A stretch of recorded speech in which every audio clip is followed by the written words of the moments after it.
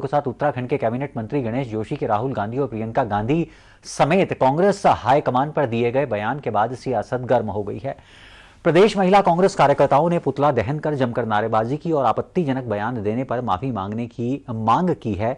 आक्रोशित कांग्रेसी कार्यकर्ताओं ने कहा है कि अगर कैबिनेट मंत्री गणेश जोशी अपने बयान पर माफी नहीं मांगेंगे तो आने वाले दिनों में कैबिनेट मंत्री के खिलाफ सड़कों पर जमकर प्रदर्शन किया जाएगा।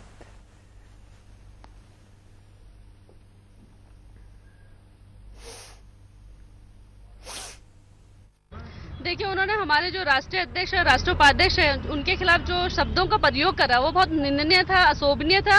और एक महिला के प्रति एक बुजुर्ग कैबिनेट मंत्री जो 4 बार के विधायक रह चुके हैं, उम्र दराज हैं और वो इस तरह के भाषा का प्रयोग करते हैं, ये बहुत अशोभनीय था। और हमने उनसे माफी की मांग करते हुए आज उनके पुतले का दहन किया है। आपको क्या लगता है? मुझे लगता है कि भारतीय जनता पार्टी के जो कैबिनेट मिनिस्टर हैं गणेश जोशी जी, उन्हें अपनी उम्र का ख्याल करना चाहिए। और उम्र की भी बात अगर मैं छोड़ूं तो हर व्यक्ति को एक बड़ी मर्यादा में रहना चाहिए। जब आप किसी महिला की तरफ इशारा कर रहे हैं, उसके लिए बात कर रहे हैं, तो आपको एक मर्यादित भाषा का प्रयोग करना चाहिए। 64 साल की उम्र में गणेश जोशी जी अपना मानसिक संतुलन खो बैठे हैं, क्योंकि इनका बयान जो यही दर्शाता है। आप सोनिया गांधी जी जो राष्ट्रीय पार्टी की राष्ट्रीय अध्यक्षा हैं, उनके लिए बबली जैसे शब्दों का इस्तेमाल कर रहे हैं, अभद्र टिप्पणियां कर रहे हैं। तो मुझे लगता है कि गणेश जोशी जी को सार्वजनिक तौर पे माफी मांगनी चाहिए। और अगर उन्होंने माफी नहीं मांगी तो उन्हें कांग्रेस पार्टी के रोष का, विरोध का सामना करना पड़ेगा। सिर्फ बेटी बचाओ और बेटी पढ़ाओ के नारे से आप महिला का सम्मान नहीं दर्शा सकते हैं। आपको महिला का सम्मान करना पड़ेगा। मुझे लगता है महिला का सम्मान ना करना ही भारतीय जनता पार्टी की विचारधारा है।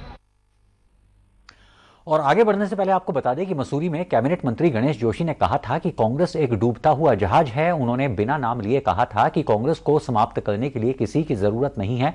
पप्पू और बबली जब तक कांग्रेस में रहेंगे कांग्रेस समाप्त होती रहेगी। वहीं बीजेपी के नेताओं के मुताबिक कांग्रेस परिवारवाद पर आधारित पार्टी है और पार्टी के खिलाफ कुछ भी सुनना पसंद नहीं करती है। यही कारण है कि कांग्रेस परिवार से बाहर आने का काम नहीं ले रही है। हालांकि बीजेपी नेताओं ने कैबिनेट मंत्री गणेश जोशी के बयान पर कोई टिप्पणी करने से साफ इनकार कर दिया है। वहीं बीजेपी के प्रदेश उपाध्यक्ष डॉक्टर देवेंद्र भसीन के मुताबिक कांग्रेस लगातार द्वंद्व और अंतर कलह में लड़ रही है, इसीलिए नेतृत्व दिशाहीन होकर प्रदेश की राजनीति में शिरकत कर रही है।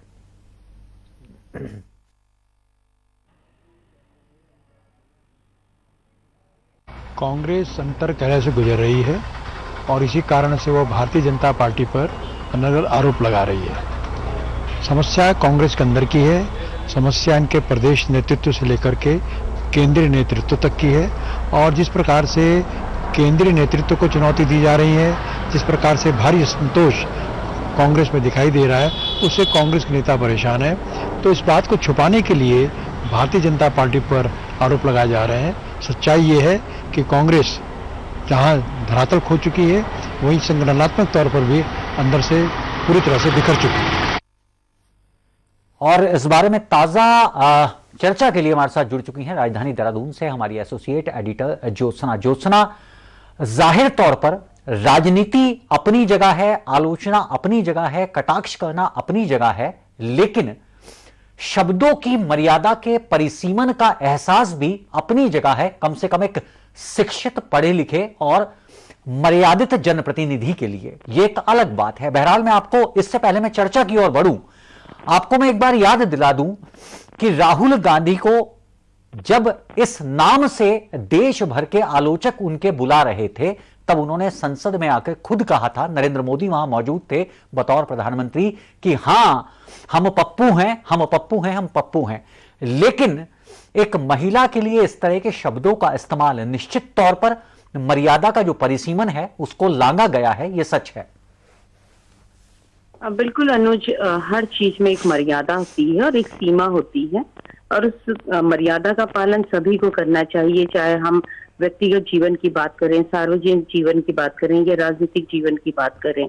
और आप भी जानते हैं कि राजनीति में जिस तरीके से धीरे धीरे ये मर्यादा गायब होती गई है और कहीं ना कहीं कह सकते हैं कि राजनीति भी एक निचले स्तर पर गई है। आपने देखा होगा कि चुनाव के दौरान भी जो आरोप प्रत्यारोप लगते हैं, जो उनमें शब्दों का प्रयोग किया जाता है, वो कहीं भी ये नहीं कह सकते हैं कि वो सम्मानजनक होते हैं या किसी को उन पर आपत्ति नहीं होती है। इस तरीके की एक परंपरा पिछले कुछ सालों से बन गई है। हालांकि उत्तराखंड में तब भी लोग थोड़ा सा लिहाज करते हैं, यहाँ पर मर्यादा बरकरार है, शब्दों में एक दूसरे के लिए सम्मान है। और जिस तरीके से एक कैबिनेट मंत्री गणेश जोशी ने जिन शब्दों का प्रयोग किया है, कांग्रेस का नाराज होना बहुत स्वाभाविक है। कांग्रेस उसका विरोध प्रदर्शन भी कर रही है। हालांकि गणेश जोशी का कहना है कि उन्होंने कोई नया शब्द नहीं बोला है, ये शब्द पहले से चले आ रहे हैं, बार बार लोगों ने कहे हैं, अन्य नेताओं ने कहे हैं, उन्होंने तो सिर्फ उनको दोहराया है। इसलिए उन्होंने कोई गलत नहीं किया और अपनी तरफ से किसी का अपमान नहीं किया है। जो बात उन्होंने सुनी है, जो मीडिया में या सोशल मीडिया या राजनीतिक हलकों में जिस तरीके के शब्दों का आदान प्रदान होता रहा है, वही उन्होंने भी कहे हैं। लेकिन आप जानते हैं कि अब नई सरकार बनी है, कांग्रेस विपक्ष में है, तो कांग्रेस का हर विंग मुखर है। खास तौर पर अगर मैं महिला मोर्चे की बात करूं कांग्रेस की, तो आपने देखा होगा कि अभी उन्होंने सहकारिता विभाग में जो भर्तियां हुई थी उसको लेकर उन्होंने जबरदस्त प्रदर्शन किया था मंत्री के आवास पर। उसके बाद महंगाई को लेकर जबरदस्त प्रदर्शन किया। और आज उन्होंने गणेश जोशी ने जिस तरीके से उनके वरिष्ठ नेताओं के खिलाफ शब्दों का प्रयोग किया, उसे लेकर भी प्रदर्शन किया है।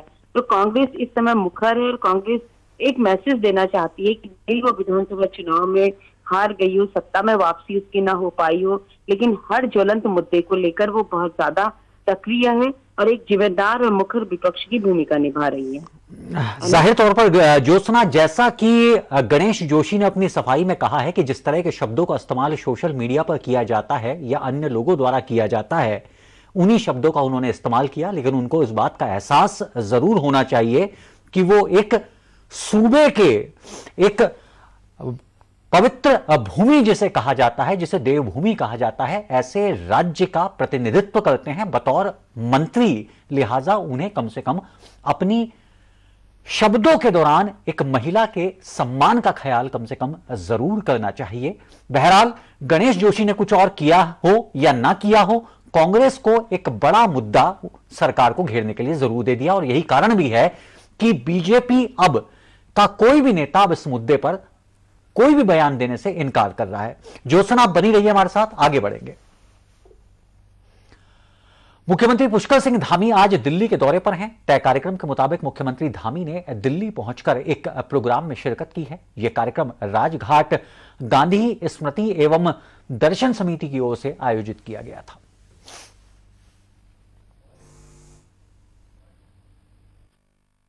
मैं क्योंकि भगवान राम का भक्त हूं, अनन्य भक्त, मेरे मन में दृढ़ विश्वास था कि हम जीतेंगे। और लगातार मोदी जी के नेतृत्व में, उनके मार्गदर्शन में हमने काम किया और चुनाव का रिजल्ट आ गया। चुनाव का रिजल्ट आ गया और जो युद्ध था वो युद्ध हम जीत गए। और वहां पर पहली बार ऐसा हुआ उत्तराखंड के अंदर कि 2/3 बहुमत की सरकार बनी।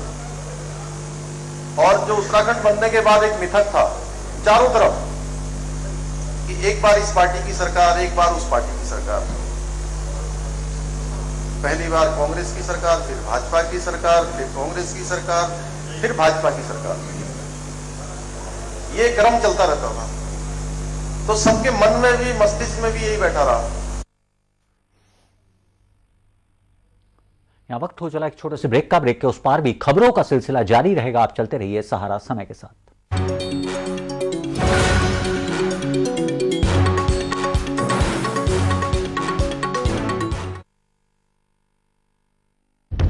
सहारा प्रणाम, हस्तक्षेप में आपका स्वागत है।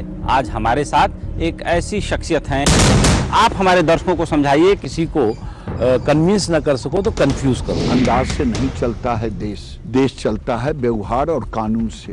और बीमारी तो किसी को पूछ के नहीं आती, वो गरीब को भी आती है और अमीर को भी आती है। और नए भारत को बनाने के लिए जो रास्ता है वो जल समृद्धि के मार्ग से जाता है। अगले 3 महीने तक मजदूर से वो पैसा नहीं ले रहे हैं। जो सत्ताएं हैं वहाँ पर उनसे पूछा क्या आपने कि भाई आपने इनको पैदल क्यों चलने दिया? जनरल साहब, सहारा न्यूज नेटवर्क इकलौता ऐसा चैनल है हमारे चैनल का नाम है सहारा, इसीलिए मैंने दे दिया था कोरोना गो ये नारा। क्योंकि पर्यटक के लिए सबसे जरूरी होती है भरोसा और सेफ्टी।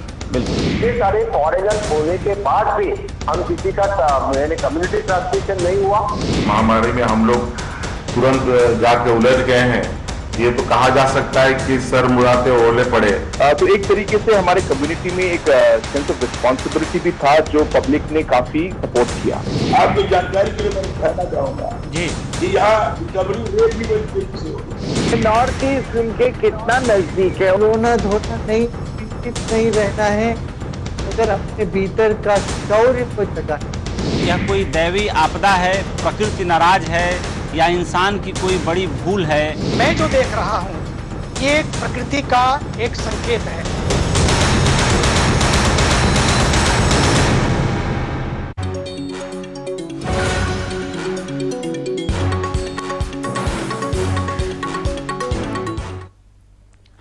आयुष्मान योजना के सफलतापूर्वक 4 साल पूरा होने पर उत्तराखंड सरकार कई कार्यक्रमों का आयोजन कर रही है। स्वास्थ्य मंत्री डॉक्टर धन सिंह रावत ने एक प्रेस कॉन्फ्रेंस पर जानकारी देते हुए बताया है कि आम जनमानस और उनके घर के समीप स्वास्थ्य सेवाएं उपलब्ध कराने के लिए भारत सरकार के सहयोग से आयुष्मान हेल्थ एवं वेलनेस सेंटर के नाम से एक महत्वपूर्ण योजना को संचालित किया जा रहा है। उन्होंने कहा है कि इस योजना की 4वीं वर्षगांठ को पूरे देश के साथ ही उत्तराखंड में विभिन्न क्षेत्रों में स्वास्थ्य से संबंधित कार्यक्रम आयोजित होंगे और इन केंद्रों पर टेली कंसल्टेशन के जरिए आम जन तक स्वास्थ्य सेवाएं और परामर्श की सुविधाएं उपलब्ध कराई जाएंगी। 1 घंटे के लिए जब आपको हमारे राज्य में 1031 उपकेंद्र हैं जो, और 1464 जो हेल्थ एंड वेलनेस सेंटर हैं, उनमें जो है कार्यक्रम होने वाले हैं। और सभी केंद्रों में जो है योगा भी होगा, भारत सरकार के जो कार्यक्रम हैं उनको भी वहाँ पे किया जाएगा। और 18 तारीख से लेके 23 तारीख तक हम अपने राज्य के 95 विकास खंडों में और नगर निगमों में और नगर पालिका क्षेत्रों में और जिला हेडक्वार्टर में एक हर स्थान पे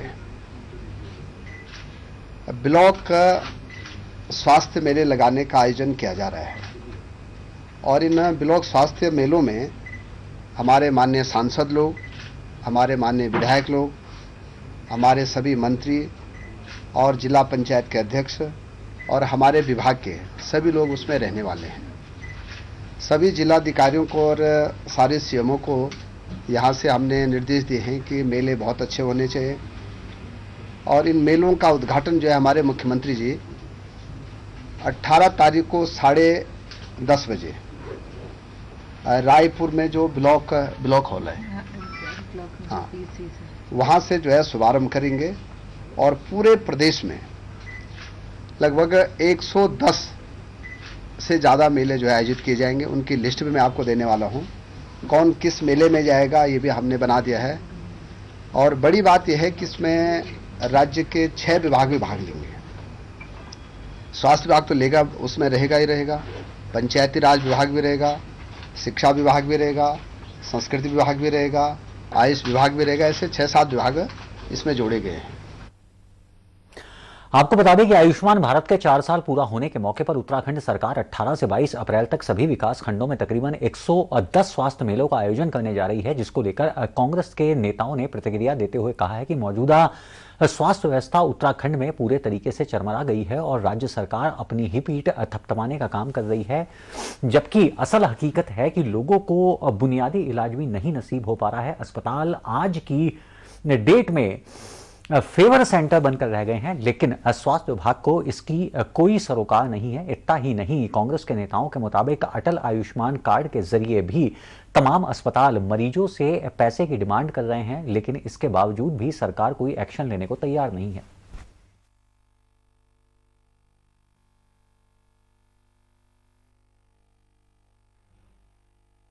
सरकार इस तरीके का कोई कदम उठा रही है तो उससे पहले सरकार को ये समझना चाहिए कि आयुष्मान कार्ड का आप जो 4th वर्षगांठ है वो तो बड़े धूमधाम से मनाने का कार्य कर रहे हैं, पर जरा ये भी तो देख लीजिए कि 2 सालों से कोरोना काल में जिस तरीके से लोग परेशान रहे, क्या उस आयुष्मान कार्ड को किसी भी प्राइवेट हॉस्पिटल ने एक्सेप्ट करने का कार्य किया? नहीं किया। और इसका जीता जागता उदाहरण ये है कि खुद हाई कोर्ट और सुप्रीम कोर्ट को सरकार से ये कहना पड़ा कि आप एक कमेटी बनाइए जिस कमेटी के माध्यम से ये जांच करवाइए कि जिन अस्पतालों ने आयुष्मान कार्ड को नहीं लिया और जिन्होंने जरूरत से ज्यादा बिल मरीजों से लेने का कार्य किया है उनकी लिस्ट बना के उन पे कार्रवाई करिए। और मुझे लगता है ये ऑर्डर आए हुए भी 6 से 7 महीने हो गए, पर ना कोई कमेटी बनी है, ना कोई ऐसे अस्पतालों की लिस्ट बनी है।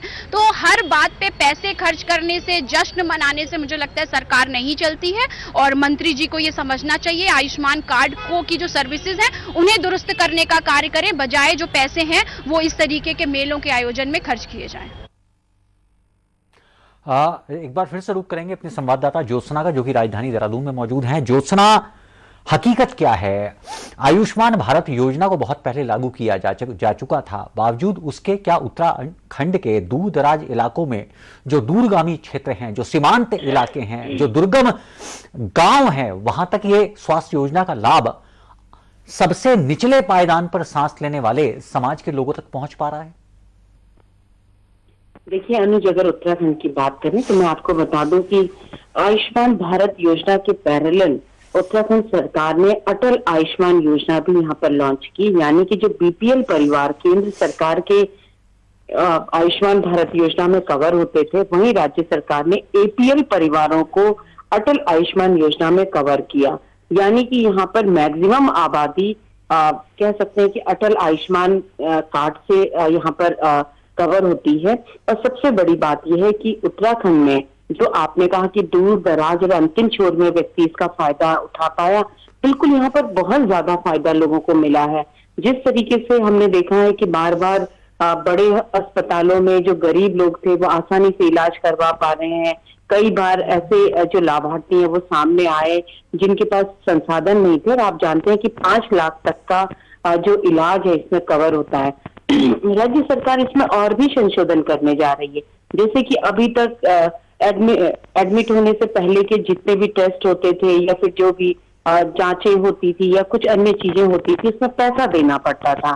स्वास्थ्य मंत्री ने खुद कहा है कि वो कुछ इस तरीके की प्लानिंग कर रहे हैं कि जहां हॉस्पिटल गया कोई व्यक्ति और डॉक्टर का पर्चा बना, वहीं पर उसकी जो जांचें होंगी वो फ्री होनी शुरू हो जाए। इसमें काफी चीजों में इजाफा भी किया गया है। हाँ, आप जानते हैं कि सरकारी योजनाओं में कहीं ना कहीं चूक तो रहती है। कोविड काल के दौरान ये चूक सामने आई थी कि प्राइवेट हॉस्पिटल ने काफी ज्यादा पैसे ले लिए थे। और सबसे बड़ी बात है कि राज्य सरकार ने सरकारी अस्पतालों के साथ साथ कई प्राइवेट बड़े अस्पतालों को भी इस योजना में शामिल किया है। यानी कि वहां पर गरीब व्यक्ति भी अपना इलाज करा सकता है। और अभी पिछले वर्ष जब पूरे 3 वर्ष की जयंती मनाई जा रही थी, तो उत्तराखंड का जॉली ग्रांट जो हिमालयन मेडिकल कॉलेज है वो पूरे देश में अव्वल था। वहाँ मैक्सिमम इलाज हुए थे। कुछ लूप होल्स होते हैं, उसका फायदा कई संस्थान भी उठाते हैं। कुछ डॉक्टर्स ने आयुष्मान योजना के तहत फर्जीवाड़ा भी किया था। मरीजों का इलाज कुछ और होना था, बिल और कुछ शो करके सरकार से पैसे ले लिए थे। इस तरीके के कई प्रकरण आए हैं और इसी वजह से कि जो कांग्रेस है वो सरकार को कटघरे में खड़ा कर रही है।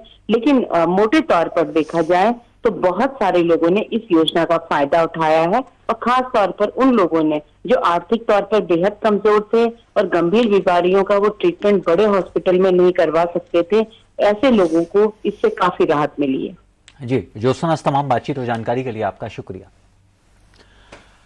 राजधानी देहरादून में शनिवार को प्रदेश के प्रशिक्षित बेरोजगारों ने प्रदर्शन किया है और अपनी मांगों को लेकर मुख्यमंत्री आवास की ओर कूच करने लगे। प्रदर्शनकारी छात्र छात्राओं को पुलिस ने मुख्यमंत्री आवास की ओर जाने से रोक दिया। प्रशिक्षित बेरोजगारों ने सड़क पर बैठकर सरकार के खिलाफ जमकर प्रदर्शन किया है। प्रदर्शन करने वाले बेरोजगार प्रशिक्षितों के मुताबिक उत्तराखंड में अधीनस्थ सेवा चयन आयोग के जरिए कई परीक्षाएं कराई जाती हैं, लेकिन सभी परीक्षाओं में एक के बाद एक धांधली की खबर निकलकर सामने आती है। खासतौर पर वन दरोगा भर्ती प्रकरण, बीडीओ की परीक्षा और बीपीडीओ की परीक्षा में भी शिकायत मिलने के बाद धांधली की खबर निकलकर सामने आई है। पारदर्शिता नीति के अभाव में लगातार धांधली हो रही है।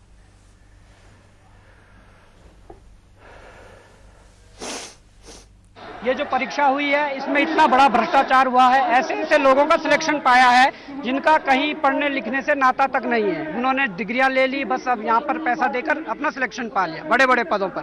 हुआ क्या है कि अब ये युवा चाहता है कि इस परीक्षा की सीबीआई जांच हो और इसमें जो दोषी है उनको कड़ी से कड़ी सजा मिले। आयोग में बैठे जो पदाधिकारी हैं वो आयोग के अध्यक्ष हो, आयोग के सचिव हो। इनके कार्यकाल के दौरान कई परीक्षाएं भ्रष्टाचार की भेंट चढ़ी है। बावजूद इसके वो तीनों मुख्यमंत्री या चारों मुख्यमंत्री कांग्रेस कार्यकाल में भी यही थे, इसके बावजूद भी नहीं हटाया नहीं गया। सबसे बड़ी बात यह है, तो भ्रष्टाचार का खेल तो वही है, सामने दिख रहा है। भ्रष्टाचार होना स्वाभाविक है। जब आप भ्रष्टाचारी को वहां से निकाल के बाहर नहीं फेंकोगे तो भ्रष्टाचार होता रहेगा। दूसरी बड़ी मांग यह है कि इन दोनों को तत्काल प्रभाव से वहां से हटाया जाए, किसी ईमानदार व्यक्ति को आयोग के अध्यक्ष और आयोग के सचिव पद के लिए बिठाया जाए। आगामी जो भी परीक्षाएं होंगी उनको एक शिफ्ट में करवाने की कृपा करें, क्योंकि ये जो नॉर्मलाइजेशन पद्धति आपने लाई है इससे अपने चेतों को आप फायदा पहुंचाते हैं। किसी के 5 से 10 नंबर बढ़ा देते हैं, किसी के घटा देते हैं, समझ से परे हैं। एक ही पाली में आप दोहरा मापदंड अपना रहे हैं, किसी के नंबर बढ़ा रहे हैं, किसी के घटा रहे हैं। और यहाँ पर हुआ क्या है, जो एक्सपर्ट कहते हैं ये कि हमारे एक्सपर्ट है, एक्सपर्ट की आड़ में बहुत बड़ा भ्रष्टाचार हो रहा है।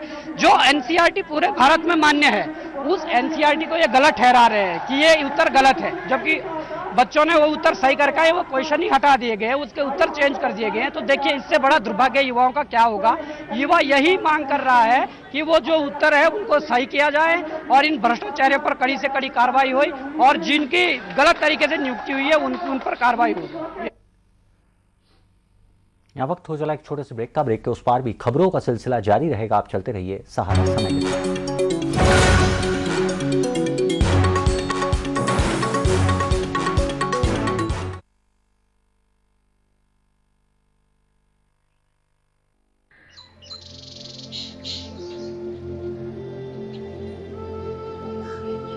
नमस्कार। भारत ने पूरी दुनिया को योग सिखाया। मैं खुद भी रोज योग करता हूँ, इससे बहुत फायदा होता है। मैं चाहता हूँ कि हर दिल्ली वासी इसका लाभ उठाए। आप भी जरूर योग करें। अगर आप योग करना चाहते हैं, सीखना चाहते हैं, तो हम आपके यहाँ निःशुल्क टीचर भेज देंगे। अगर आपकी कॉलोनी में 25 लोग हैं जो योग सीखना चाहते हैं और उनके पास कोई ऐसी जगह है जहां योग की क्लास हो सकती है, तो बस 9013585858 पर मिस्ड कॉल दें और दिल्ली सरकार आपको योग सिखाने के लिए प्री ट्रेन्ड इंस्ट्रक्टर भेजेगी।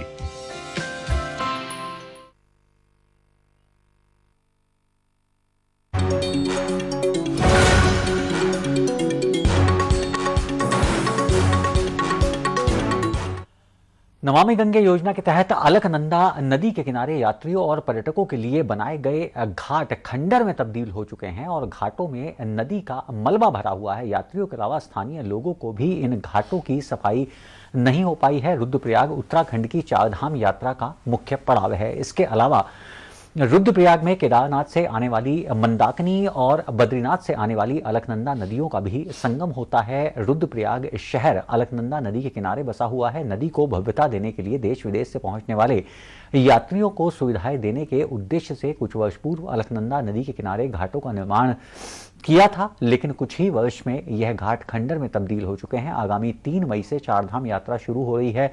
लाखों की संख्या में पर्यटक रुद्रप्रयाग पहुंचकर इन घाटों का रुख करेंगे, लेकिन घाटों की स्थिति बदहाल बनी हुई है।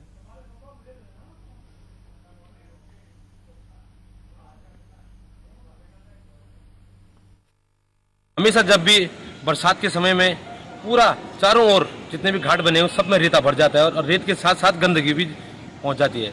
तो इस विषय में नगर पालिका को हमने भी अवगत करा चुके हैं कि जल्द से जल्द इन घाटों की सफाई की जाए ताकि आने वाले जो यात्री लोग हैं उनको वो घाटों का आनंद ले सकें और मां गंगा के किनारे आराम से बैठकर अपना भजन कीर्तन कर सकें। विश्व विख्यात केदारनाथ धाम की यात्रा 6 मई से आम श्रद्धालुओं के लिए शुरू होने जा रही है। उत्तराखंड के चारों धामों में सबसे कठिन यात्रा केदारनाथ धाम की है और प्रत्येक वर्ष यहां लाखों की तादाद में श्रद्धालु पहुंचते हैं। वहीं जिला प्रशासन भी यात्रियों को बेहतर सुविधाएं देने का प्रयास कर रहा है। यात्रियों को दी जाने वाली सुविधाओं के साथ ही यात्रा सुव्यवस्थित संचालन के लिए इन दिनों रुद्रप्रयाग के जिला अधिकारी और पुलिस अधीक्षक की ओर से केदारनाथ यात्रा पड़ाव पर स्थानीय व्यापार संघ, होटल एसोसिएशन और टैक्सी यूनियन के साथ बैठकर बातचीत की जा रही है। यात्रा के सफल आयोजन के लिए केदारनाथ धाम यात्रा के अहम पड़ाव गुप्तकाशी में बैठक का आयोजन किया गया है। बैठक में जिला प्रशासन की ओर से सभी यात्रा के दौरान सहयोग की अपील की गई है। जिला अधिकारी अनुज गोयल ने कहा है कि स्थानीय व्यापार संघ, टैक्सी यूनियनों के साथ बैठक की जा रही है और यात्रा के सफल संचालन के लिए सुझाव मांगे जा रहे हैं और साथ ही उनकी समस्याओं के निस्तारण के लिए भी प्रयास किए जा रहे हैं।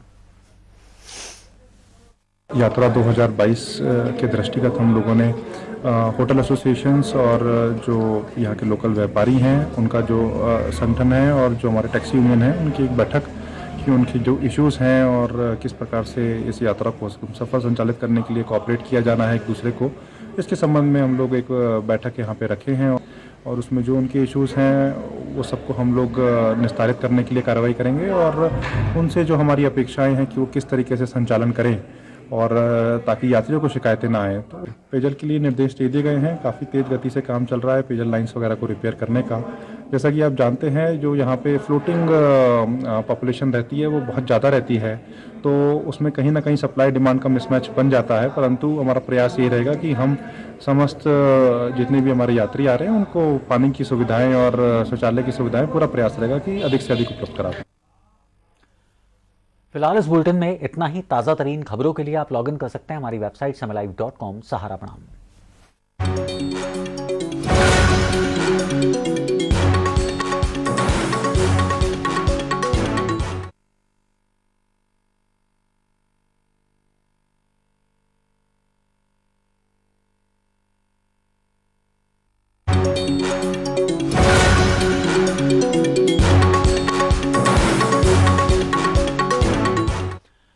ऋषिकेश विद्युत क्षेत्र में विकास के पथ पर निरंतर अग्रसर THDC इंडिया लिमिटेड यानी कि THDCIL और राजस्थान अक्षय ऊर्जा निगम लिमिटेड के बीच राजस्थान में 10,000 मेगावाट अल्ट्रा मेगा अक्षय ऊर्जा पार्कों के विकास हेतु THDCIL के कॉर्पोरेट कार्यालय ऋषिकेश में एक समझौता ज्ञापन निष्पादित किया गया है और इस समझौता ज्ञापन पर THDCIL की ओर से हाइब्रिड एनर्जी बिजनेस के महाप्रबंधक संजय खरे और RICL की ओर से तत्कालीन निदेशक सुनीत माथुर ने हस्ताक्षर किए हैं। समझौते के अनुसार नवीनीकरण ऊर्जा पार्कों का क्रियान्वयन स्पेशल पर्पज व्हीकल यानी कि SPV के माध्यम से RICL के साथ संयुक्त उपक्रम कंपनी के रूप में किया जाएगा।